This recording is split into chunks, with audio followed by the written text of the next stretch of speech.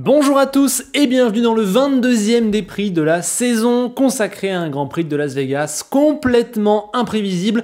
Une nouvelle fois, cette année, nous avons été totalement surpris par le déroulé d'un week-end. Là, je dirais même que ça a été doublement surprenant puisque déjà la qualif était une surprise avec une hiérarchie qu'on n'avait pas du tout vu venir. Et la course m'a encore surpris par-dessus, en tout cas, je ne m'attendais absolument pas à ça. C'est pour ça que dans le pré-prix de samedi soir, j'ai quasiment tout faux, en tout cas c'est assez catastrophique.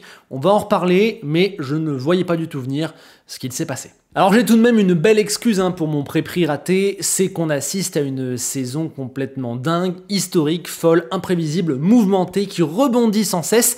On assiste probablement à la saison qui a le plus de rebondissements et le plus de compétitivité de toute l'histoire. Preuve en est que pour la première fois, 7 pilotes ont gagné au moins 2 fois, 4 écuries ont gagné au moins 4 fois, 4 écuries ont fait au moins un doublé. Voilà, tout ça c'est absolument fou. Alors évidemment, il y a un peu plus de Grands Prix que par le passé, mais quand même, il faut se rendre compte qu'on a de la chance parce que la saison 2024, elle est dingue, c'est un régal. Et Vegas n'a absolument pas dérogé à la règle, bien au contraire, puisque les conditions sont encore différentes, le circuit est très particulier, ça a une nouvelle fois bouleversé la hiérarchie et on a eu en vrai une belle course. Plusieurs arrêts, donc une stratégie vraiment prépondérante avec la préservation des gommes qui a été au cœur de la course, des possibilités de dépassement avec la grande ligne droite. Il y a eu pas mal de mouvements dans la course à plusieurs étages et à plusieurs moments. C'était franchement plutôt sympa.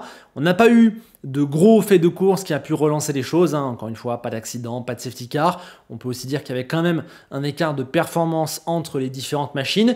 Et pourtant, franchement, je trouve qu'encore une fois, on a vu à la fois quelque chose de différent et de plutôt très bon. Et justement, plongeons dans cette course pour l'analyser avec déjà le départ où Leclerc nous refait un petit peu le coup qu'il avait fait à Austin. Il profite que Sainz soit plus focalisé sur Gasly à l'extérieur et glisse un petit peu pour avoir le champ libre à l'intérieur. Il prend toute l'adhérence, notamment en cédant un petit peu du vibreur et il passe de 2e à 4e. Franchement, à partir de là, il s'est mis ultra bien, une position idéale, il va même menacer quasiment directement George Russell. Et à ce moment, au 3e tour, je me dis, je suis un génie, j'ai absolument tout vu dans le pré-prix. La Mercedes ne va pas pouvoir tenir la Ferrari, les Ferrari vont faire doubler, Leclerc est devant, j'ai dit Leclerc-Sainz.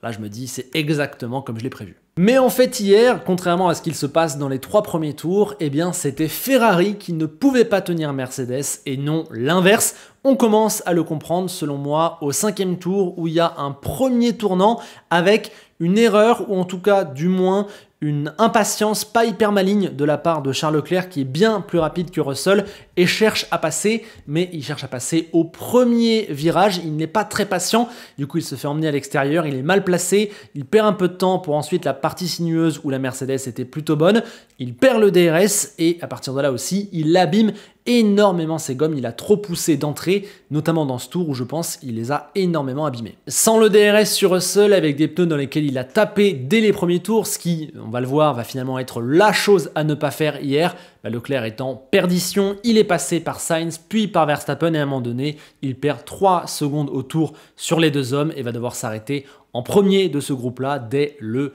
9e tour. Vu la différence sur l'entièreté du Grand Prix entre Mercedes et Ferrari, je ne pense pas que Leclerc aurait eu une chance de gagner s'il n'avait pas été un petit peu impatient sur Russell.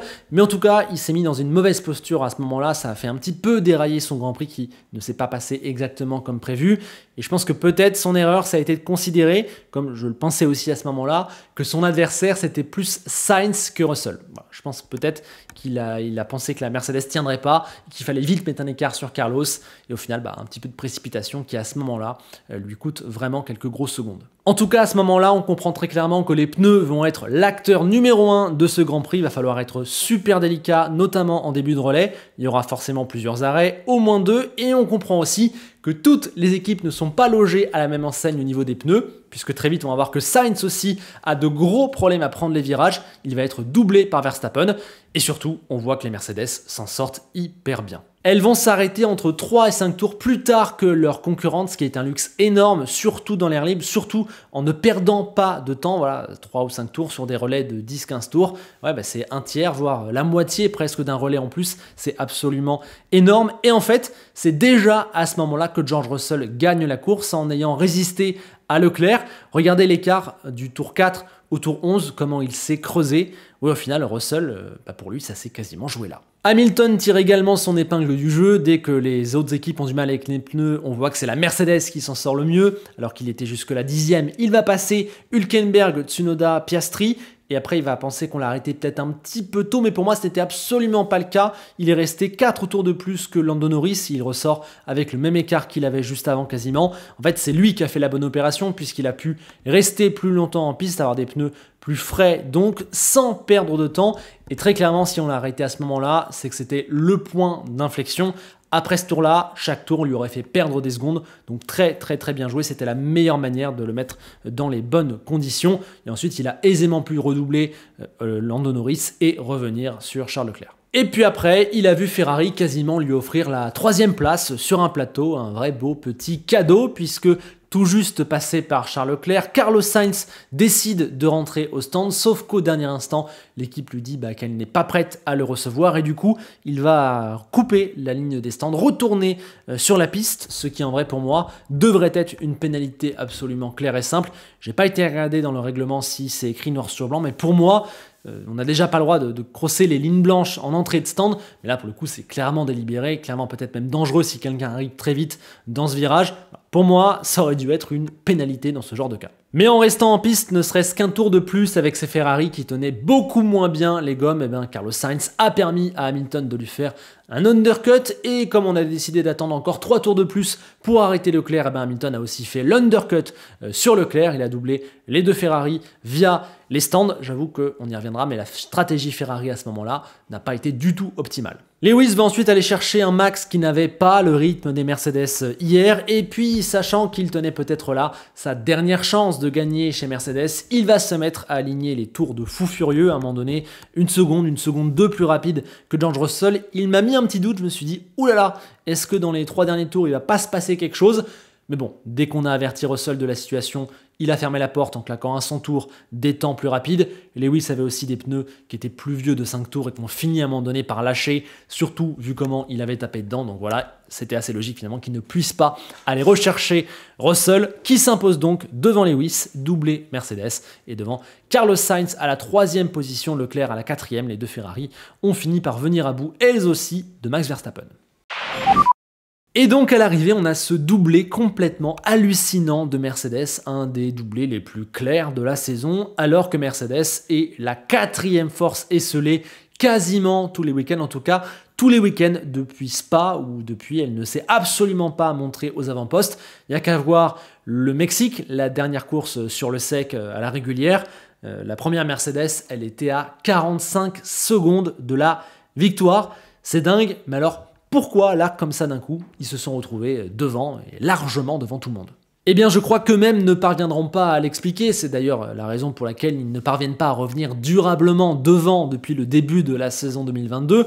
Mais il me semble clairement que ce type de circuit, avec un manque d'adhérence et des températures vraiment froides, ça leur donne un avantage énorme sur les autres, notamment sur la mise en chauffe et l'utilisation des pneus. On les avait déjà vus très bons dans des conditions fraîches du côté du Canada ou de Silverstone. Sincèrement, je ne pense donc pas que cette performance soit durable pour la Mercedes. Je pense que c'était un petit peu une fois leur chance. Cette saison, c'est un petit peu une histoire d'utilisation, de bonnes fenêtres, notamment pour les pneus, pour les réglages. Et ce week-end, Vegas, c'était la terre de Mercedes. Voilà, circuit bizarre, horaire bizarre, température bizarre. Et au final, tout ça correspond à cette W15 qui est, oui, la voiture la plus bizarre des top teams. Évidemment, je vais couvrir George Russell de louanges, il a fait le week-end parfait, pole, victoire, pas une erreur exceptionnelle. Mais sincèrement, vous le savez si vous suivez les dépris notamment de cette saison, je ne suis pas surpris. Il fait une saison absolument exceptionnelle, George Russell, une saison qui passe un petit peu trop sous les radars d'ailleurs, puisqu'il est quasiment parfait tout le temps. Et là, la manière dont il a assuré tout le week-end, c'est clairement pour moi un tampon de validation sur son CV, notamment pour la saison prochaine.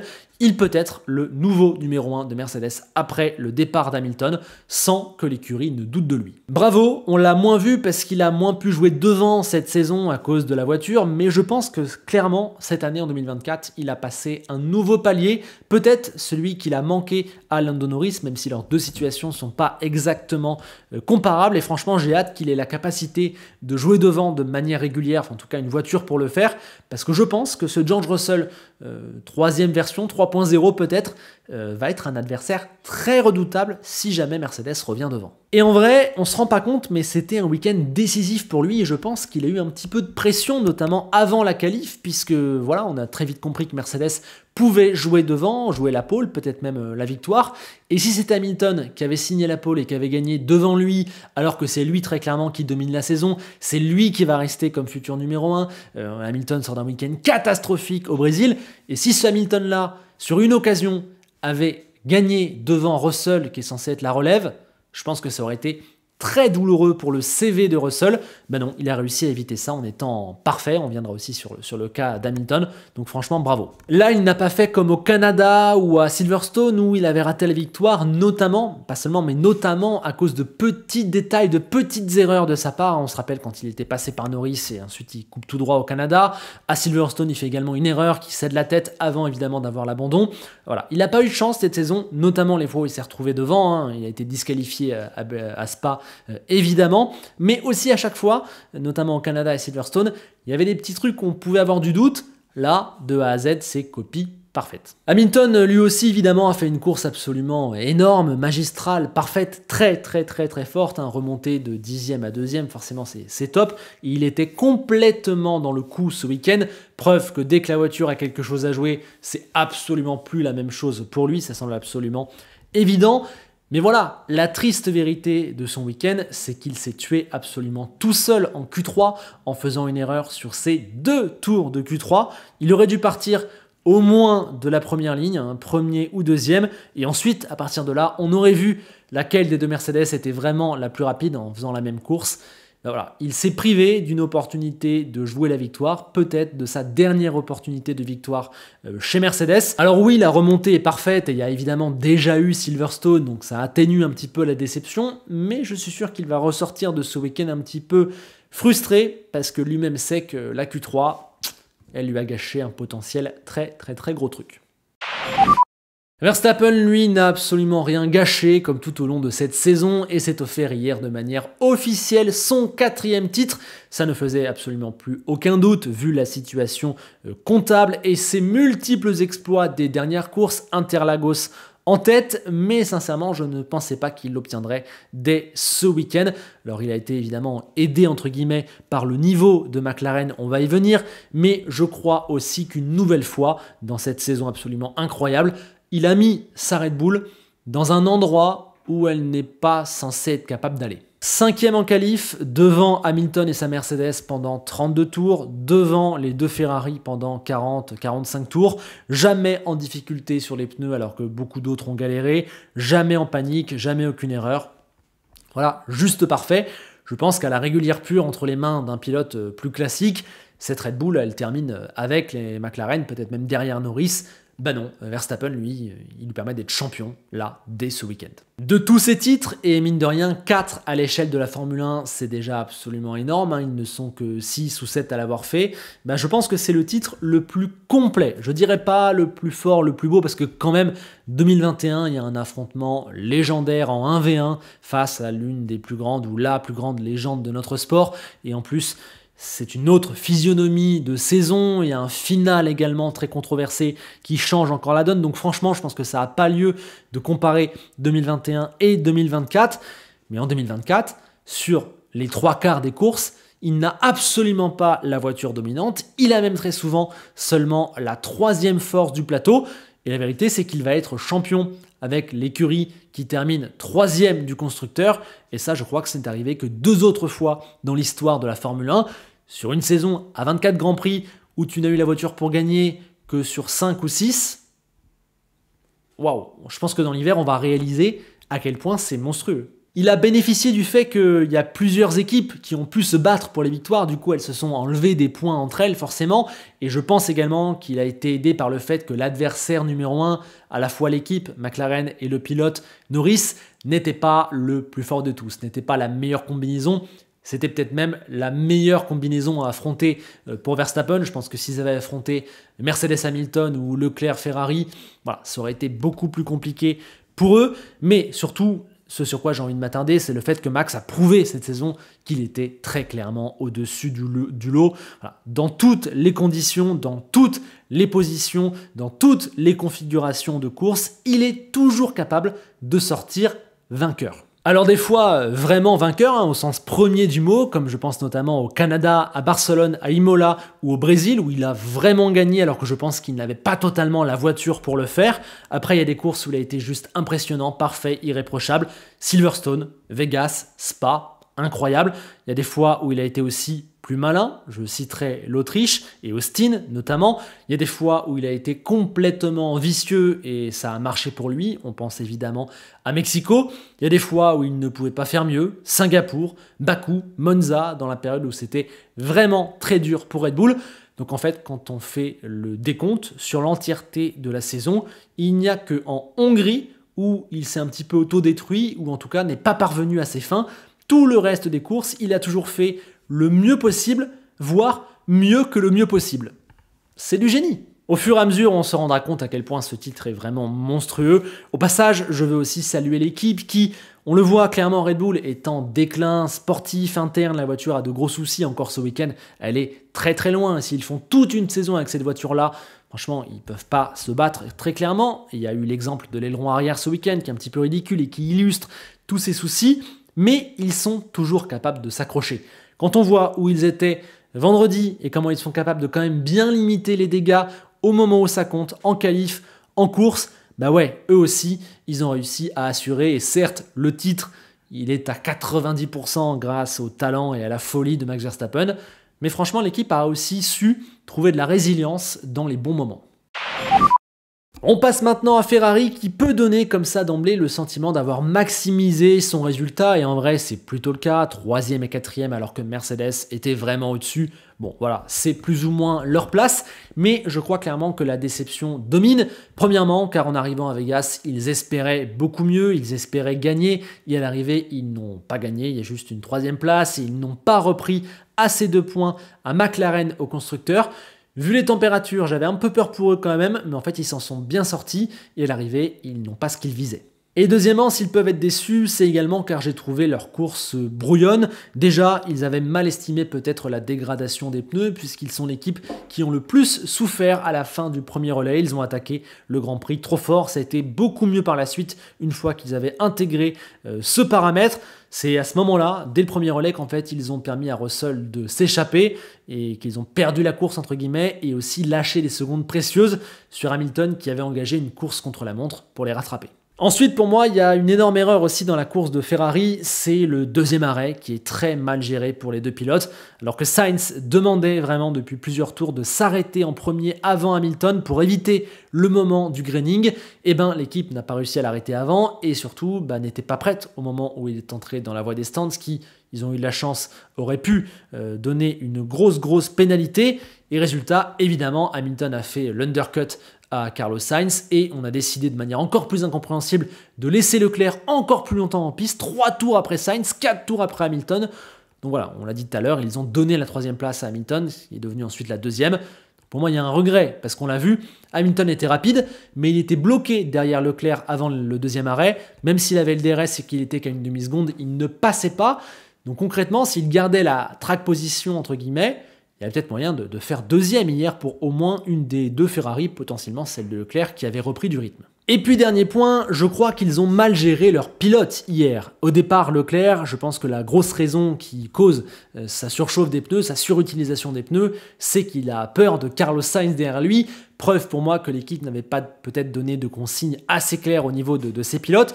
Ensuite, il a plus de rythme, il remonte avec Hamilton sur le dos. On demande logiquement, pour préserver la place, d'échanger la position entre les deux pilotes Ferrari. Mais Carlos Sainz va mettre un long moment avant d'obéir. Et puis, lorsqu'on va arrêter Leclerc trop tard, il va ressortir au coude à coude avec Sainz des stands après le deuxième arrêt. On va demander à Carlos de ne pas lui mettre la pression, de ne pas le doubler. Il ne va pas écouter la consigne, ce qui va provoquer une radio vraiment très salée de la part de Leclerc. Les faits sont les suivants pour moi, ils sont assez simples. Sainz a désobéi à la consigne de ne pas doubler et il a mal obéi ou tardivement obéi à la consigne d'échanger les deux positions. Du côté de Leclerc, en revanche, lui, il a joué sa course et la course de l'équipe. En tout cas, il n'a jamais désobéi à une consigne hier. Après, comment on interprète ces faits? Est-ce que Leclerc a été peut-être trop gentil, pas assez proactif? Est-ce qu'il est juste simplement victime de Carlos Sainz, qui serait un mauvais joueur d'équipe? Ou bien à l'inverse, est-ce que Carlos a eu raison de ne pas obéir? Chacun se fera son avis. Le mien, c'est que je ne suis pas surpris par cette situation. Premièrement, pas surpris par Sainz, qui est souvent bête et méchant sur la piste. Il fait les choses un peu de manière bête et méchante pour son propre objectif, et c'est ce qu'il a fait absolument hier, même contre son coéquipier. Il est capable de ne pas écouter. C'est une qualité, car parfois ça lui permet d'obtenir un meilleur résultat. Et d'ailleurs, ça a été le cas hier, puisque sans ça, il ne fait pas podium. D'ailleurs, on a aussi vu que sur sa télémétrie, on peut suggérer qu'il a fait exprès de laisser le DRS à Verstappen pour ne pas que Leclerc le double et vienne l'attaquer. Il a fait une redite de Singapour 2023. Donc ouais, il sait être très malin. Mais voilà, il faut aussi dire qu'il s'en va dans 3 courses de Ferrari. Donc pourquoi est-ce qu'il aurait obéi à la consigne de ne pas doubler alors qu'il pouvait largement passer? L'équipe n'a plus le moyen de lui mettre la pression et lui joue sa carte. D'ailleurs, franchement, il a pris un podium grâce à ça hier, alors que, voilà, en fonction de comment ça se passe au Qatar et à Abu Dhabi, en fait, ce podium de Las Vegas 2024, peut-être que c'est le dernier de la carrière de Carlos Sainz. On ne sait pas ce qu'il va se passer dans les 2 dernières courses et avec Williams. Peut-être que Carlos hier est monté pour la dernière fois sur la boîte. Donc franchement, à sa place, j'aurais fait la même. Et 3e point, je ne suis pas surpris par la colère de Leclerc, qui l'a d'ailleurs effacé dès l'arrivée. C'est clairement un truc à chaud, il n'y a pas de souci, parce qu'en fait, Leclerc, il a reconstruit depuis quelques années, 2 ou 3, une relation de confiance avec son muret des stands. On sait que quand il était arrivé, c'était le Ferrari de Binotto qui faisait souvent n'importe quoi. Là, ça va beaucoup mieux, mais hier, cette confiance, elle a été un petit peu rompue. Il y a eu un vrai retour en arrière de quelques saisons pour lui sur cette course. C'est pas terrible pour lui, surtout que là, bientôt, dans 2 courses, 3 courses, son coéquipier, c'est Hamilton. Chaque détail, chaque mot, chaque décision va être scrutée. Le duel pilote va s'annoncer absolument énorme. L'équipe va avoir une pression monstre, Leclerc aussi. Donc franchement, Ferrari ne pourra pas se permettre ça quand son duo, ce sera Leclerc-Hamilton. Elle ne peut pas retomber dans ce genre de travers-là. En tout cas, il faudrait qu'ils se servent de cette course de Vegas pour ne plus reproduire ce truc. On continue de descendre et on retrouve McLaren qui n'était absolument pas là ce week-end. Alors voilà, peut-être qu'en tentant de trouver la solution pour avoir un bon rythme de course, ils ont sacrifié un petit peu du rythme sur un tour qu'ils avaient vendredi. Ça leur a coûté cher sur la qualif. Et au final, tout ça pour peut-être pas grand-chose, car le rythme de course n'était pas là non plus. Ils n'ont jamais trouvé de solution au niveau des pneus notamment. Ils étaient la 4e force, n'ont jamais réussi à s'adapter aux conditions de Vegas. Et en vrai, c'est leur pire niveau, leur pire performance pure depuis le Grand Prix du Japon. Voilà, depuis le 4e rendez-vous de cette saison, c'est fou. Rien à redire sur Norris qui, de manière assez ironique, perd officiellement le titre le week-end où, pour une fois, il n'a absolument rien à se reprocher et où il ne pouvait pas rivaliser, il ne pouvait pas se défendre. 6e en course, 6e en qualif, rien à espérer, le meilleur tour à la fin. Voilà, Norris, il n'y a rien à dire. Piastri lui a été plus brouillon, alors il a été dans le même temps que Norris en Q3, mais il s'est mal placé sur la grille de départ, il a pris une pénalité, il a également perdu du temps sur le premier relais avec Tsunoda, Hülkenberg, Hamilton. Bon, à l'arrivée, il termine derrière Lando Norris, donc franchement, au niveau de la place pure, il n'y a pas de problème, mais il est 8 secondes derrière, alors que Norris fait un arrêt de plus à la fin pour aller chercher le meilleur tour, et il n'a que 8 secondes d'avance sur une Haas. Voilà, je trouve que le week-end de Piastri laisse un petit peu à désirer quand même. On vient de l'évoquer, Haas a encore fait une superbe opération et l'excellent, l'irréprochable, le meilleur des autres de cette saison, Nico Hülkenberg, est venu à bout de Tsunoda pour terminer à la 8e position. Après le week-end à vide, le week-end sans du côté d'Interlagos, Haas a repris la place qui est la sienne depuis Austin, c'est-à-dire la place de 5e force du plateau et de 6e force au niveau du constructeur. on va se répéter, mais ce n'est que logique et mérité. Magnussen, lui, n'était pas si loin ce week-end, mais voilà, il lui manque le petit truc pour passer en Q3. Il est seulement 12e sur la grille, il prend un très mauvais départ, je crois qu'il est vite 14 ou 15e, et après, il a une stratégie à un arrêt qui n'a pas fonctionné. Bon, voilà, je pense que Haas a bien fait tout de même de différencier la stratégie de ces deux voitures. Ça pouvait peut-être lui bénéficier à la fin, et malheureusement, Magnussen, il en a un petit peu manqué pour être au même niveau que Hülkenberg. Mais ça, finalement, c'est l'histoire de la saison. Tsunoda, lui, est juste derrière et prend 2 points. Et j'ai envie de dire qu'il ravive un petit peu Racing Bulls qui, avant le week-end surnaturel du Brésil, n'avait pris que 2 points en 6 Grands Prix. Le japonais a été parfait devant, comme il a été finalement assez régulièrement cette année. Rien à redire et franchement une récompense méritée pour lui. On va le voir en fin de saison, il est franchement, clairement pour moi, dans les 10 meilleurs pilotes de cette année, sans souci. Ça a été en revanche un petit peu plus dur pour Liam Lawson. En qualif comme en course, il n'a pas trouvé le moyen d'exister ce week-end. Alors on est en train d'évoquer les meilleurs des autres depuis tout à l'heure, et il y a un absent de marque quand même, parce qu'il y a un pilote qui partait 3e dans une Alpine. Ouais, Pierre Gasly, malheureusement pour lui, le retour à la réalité de ce qu'est la saison d'Alpine a été complètement violent. Cette année, les pilotes sont bons. La voiture, franchement, elle a du potentiel, surtout depuis un petit temps, là, depuis Austin, peut-être ça va mieux. Mais le gros souci d'Alpine cette année, c'est l'exécution qui est absolument catastrophique. Ça les a tués toute l'année. Là, l'arrêt de Gasly, il est trop lent. Il est passé dans les stands par Yuki Tsunoda, même si j'ai tendance à penser que Tsunoda fait un petit unsafe release et que le directeur de course n'a pas osé se mouiller pour sa première course, mais ça c'est autre chose. Et après, il y a le moteur qui lâche 6 tours plus tard. Voilà, terminé, rideau, 0 point. Je crois franchement que c'est l'équipe qui a eu le plus de soucis mécaniques cette année, et je parle vraiment de gros soucis, pas même des tout petits trucs qui souvent leur empêchaient de faire un meilleur résultat, notamment lors des qualifications. Bref, il y a toujours un truc qui est raté dans les courses d'Alpine. Là, c'était plusieurs. Ils ont perdu du coup des points cruciaux. Ils ont déjà perdu la 6e place. Et puis si on doit évoquer rapidement Esteban Ocon, il rentre au stand. L'équipe n'est pas prête. En fait, il s'est auto-infligé un drive-thru, ou plutôt l'équipe lui a infligé un drive-thru. Bref, c'est une catastrophe et à l'arrivée, je ne sais même plus comment juger Esteban sur cette fin de saison vu le nombre de trucs qui lui tombent sur la tête. La vérité, c'est qu'Alpine, malgré 2 podiums, malgré 35 points d'un coup, malgré le Brésil, va terminer 8e de cette saison. En tout cas, ce serait la logique la plus absolue, ce serait mérité. Ils seront déjà chanceux de terminer devant Williams, car pour moi, Alpine est la 9e équipe de cette saison 2024. De qui n'avons-nous pas encore parlé? Il nous reste encore quelques noms à évoquer, notamment Pérez, remonté de la 15e à la 10e place. Stratégie normale, bien exécutée, un très très beau double dépassement décisif à la fin pour aller chercher le point de la 10e place. Une course plutôt ok dans l'ensemble. Le gros problème de son week-end, c'est la seconde qu'il a de retard en Q1, parce que franchement, s'il part 8e dans cette course, ce qui n'est pas fantastique non plus, je pense qu'il peut arriver à terminer 7e devant Oscar Piastri, et à ce moment-là, ce serait un résultat tout à fait correct.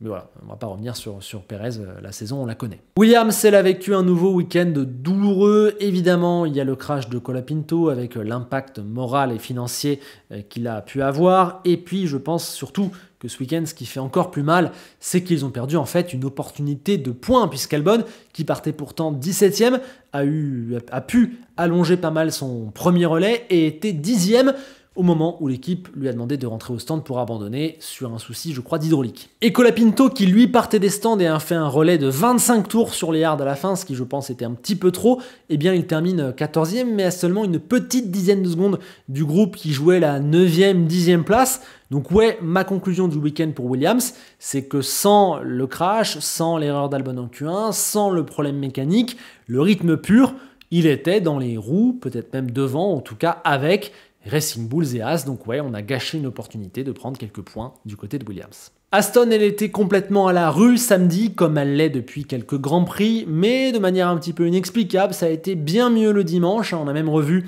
un Alonso combatif et heureux de sa monoplace. Maintenant, quand tu pars 16e et que tu es le seul à démarrer en pneu soft, bon, dur d'espérer grand-chose et les points étaient un petit peu trop loin. Quant à Stroll, il a vécu un retour de bâton pour son erreur du Tour de formation au Brésil, puisqu'il n'a quasiment pas pu participer ce week-end. Un problème mécanique en FP3 qui ne lui fait faire qu'un tour en Q1. Il doit partir dernier. Il n'a pas de radio de toute la course. Bon, le pauvre, là, c'est terrible. Il termine à une quinzaine de secondes d'Alonso.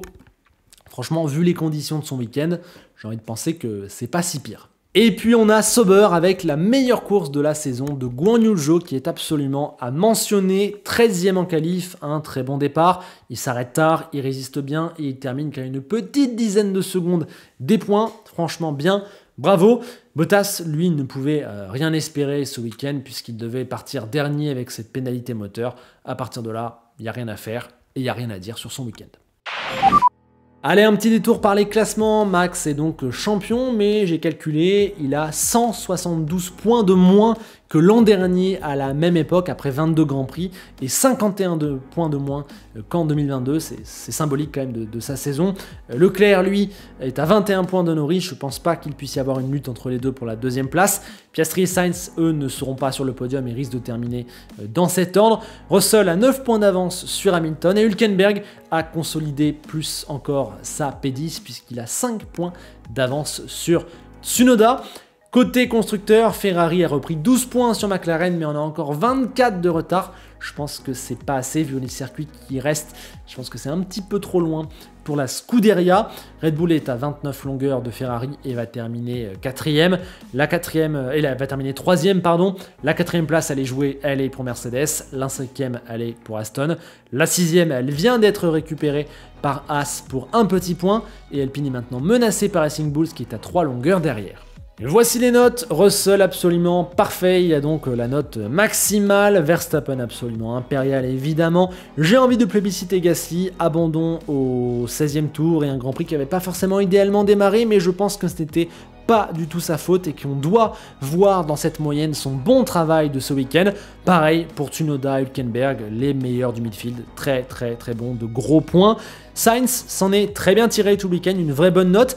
La course d'Hamilton mérite le 9, le 9,5 comme Russell, mais franchement, les deux erreurs dans les deux tours de Q3, c'est trop, ça l'a tué, pour moi ça lui fait perdre 2 beaux points. Leclerc n'était pas loin de Sainz, je pense un petit peu meilleur sur la course, mais voilà, il n'a pas tiré son épingle du jeu, du coup je le mets en dessous de son coéquipier. Norris bien, rien à redire. Zhou a plébiscité, sa meilleure note de la saison. Alonso s'en est pas mal tiré, notamment dimanche avec une Aston qui était pourtant assez délicate sur le début du week-end. Piastri, bah voilà, je trouve que par rapport à Norris, voilà, c'était pas encore assez bien.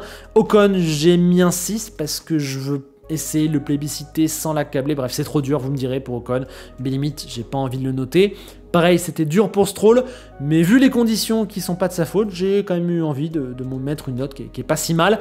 Albon, bah franchement dommage l'abandon, mais je trouve que l'erreur en Q1 lui coûte très cher. Lawson, week-end délicat, pas beaucoup de performance. Magnussen, ça démarrait pas si mal, mais au final, à l'arrivée, il est quand même assez loin de son coéquipier. Bottas, j'ai mis 5, je sais pas si lui aussi je dois lui mettre non noté, j'ai hâte d'avoir vos avis parce que c'est assez dur. Colapinto, j'enlève de beaux points avec le crash en Q2 qui détruit totalement sa voiture et son week-end, mais j'ai pas mis moins que ça parce que je trouve quand même qu'il y avait de la performance. Il passe en Q2, au moment où il se crash, il est sur un excellent tour, bref voilà. Et la plus mauvaise note, elle est pour Sergio Pérez.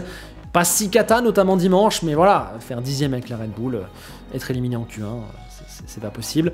Vous avez également à côté les notes des équipes avec Mercedes qui a été quasi parfaite, Red Bull qui s'en tire très bien, Ferrari bien, mais dommage. Haas et Racing Bulls à plébisciter, McLaren vraiment décevante, ça fait longtemps qu'il n'avait pas été aussi bien. Aston et Williams, moyen plus et pas de points.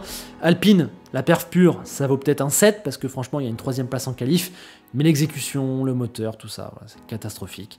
Et Sauber, il y a eu du mieux, mais ça reste la dernière force. Et voilà, j'ai hâte d'avoir vos avis sur ces notes, c'est assez dur de tous les noter, je pense notamment Ocon, Stroll, Piastri, Albon, il y a pas mal de pilotes qui sont très compliqués à noter, donc franchement j'ai hâte de vous lire pour corriger et améliorer ces notes afin d'avoir la meilleure moyenne générale possible, moyenne générale que vous retrouvez d'ailleurs en description. Bref, si la vidéo vous a plu, n'hésitez pas à la liker, à vous abonner, je vous remercie de votre soutien et je vous attends en commentaire pour discuter de ce Grand Prix de Las Vegas. Et on se quitte avec Enzo Ferrari qui cherche désespérément, comment on dit, n'attaque pas ton coéquipier en espagnol. Peut-être que la prochaine fois ça marchera. Allez, à bientôt.